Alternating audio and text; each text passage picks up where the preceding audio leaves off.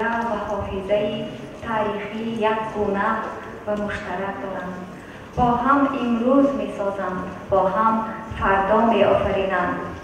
یعنی ما را زیدرون موافقت هاست تا زن نبری که ما همینیم.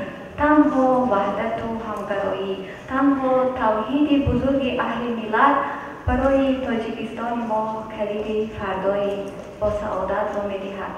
ما هم کردیم معلومه عزیز و دیسابانو بسیار حسن منامی و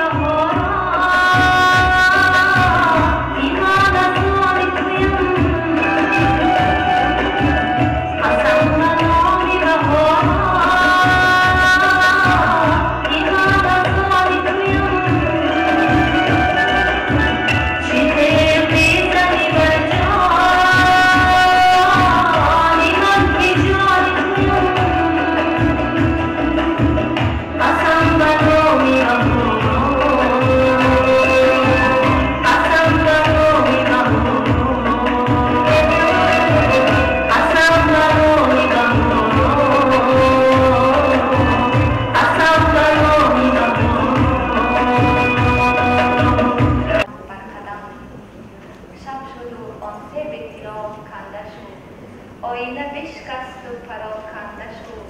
قلب من افتاد و تو برداشتی بار دیگر زنده و فرخنده شد. گرچه روانیم عدم بر عدم، خود بشنانیم قدم بر قدم. من داده دینی عشقم نظری دین و دیرفتم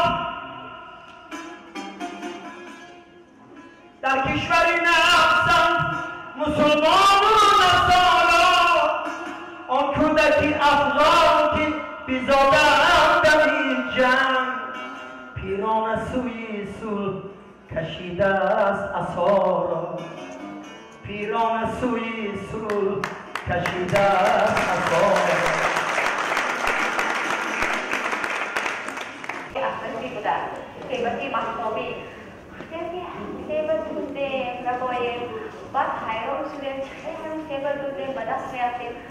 اوه استیاد منو که پنجه رفتیم همون خیبت هم تو گرفته اصلا گریختنی بودیم که یکی در شده شد و بیرون آمد به خانه نوروزی همسایه گفت نزدیک بیا دستهایم لرزید، دلم از شاخ سینه‌ام افتاد، گناه من گرانتر از گناه آدم و هوا بود. و یا سیب دوزیدگی کرد.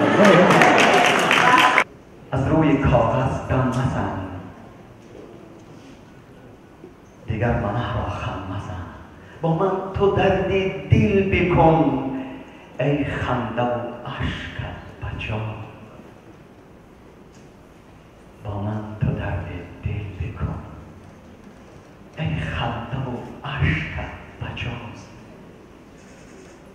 باز بحث دیگر آغاز شد که این کی بود؟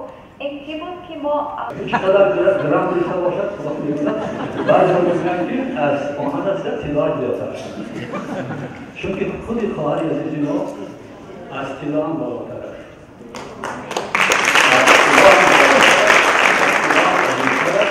و رنج بی‌بهای فرهنگی